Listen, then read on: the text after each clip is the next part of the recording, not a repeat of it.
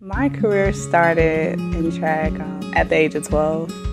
I did not know anything about the sport, so one day I was a tag along with one of my friends, and she's like, "I'm going to track practice." I said, "Okay." I said, "I'll try it out." And next thing you know, I loved it. I mean, it was hard because I'm thinking, who would want to run around in circles and get tired and actually make a career out of it? But it ended up working out for me. The people who are helping me get to this point, and I would say my biggest supporters are my family members who have always been there for me.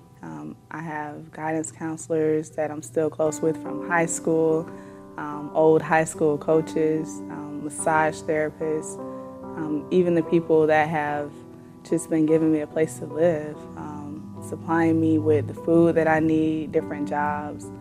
I mean, it really takes a community in a village to raise a person, and I'm a strong believer in that, and just my family, really.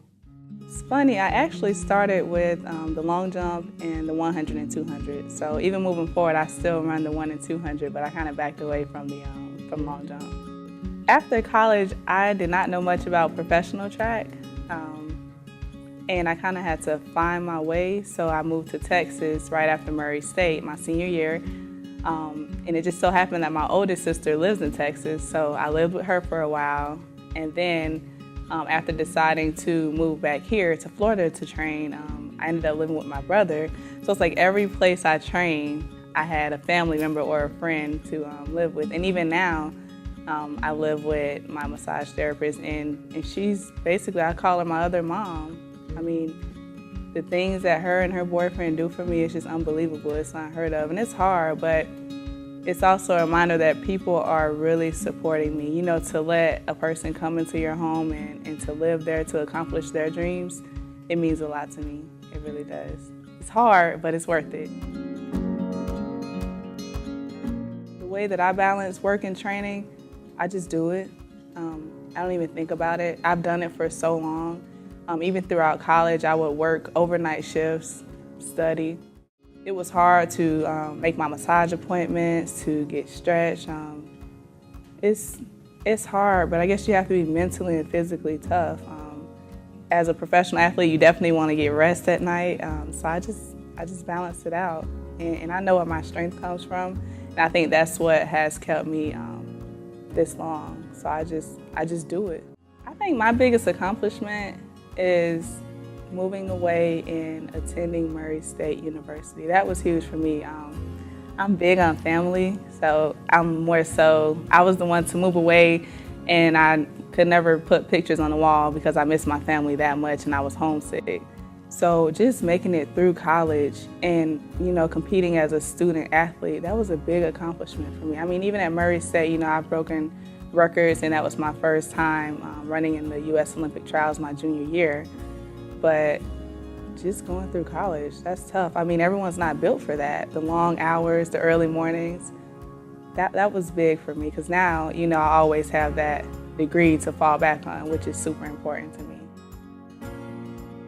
I've been working with Dennis Mitchell for 3 years here in Claremont, but I just recently switched coaches and in a new strength program, so that's really working out for me.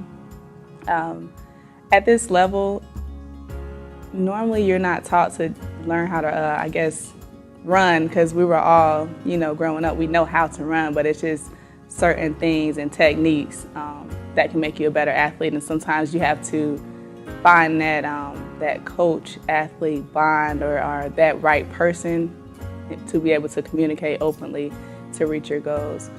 So at this level, it's just finding that perfect fit, and I think I've found that.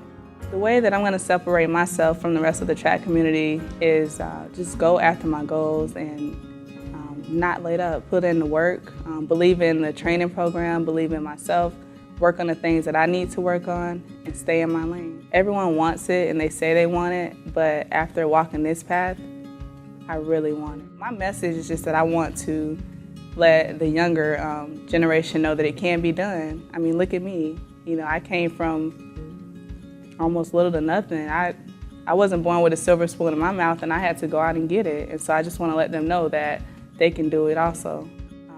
Reach beyond the stars. Don't limit yourself. And be that one person that wants to make a better future for yourself.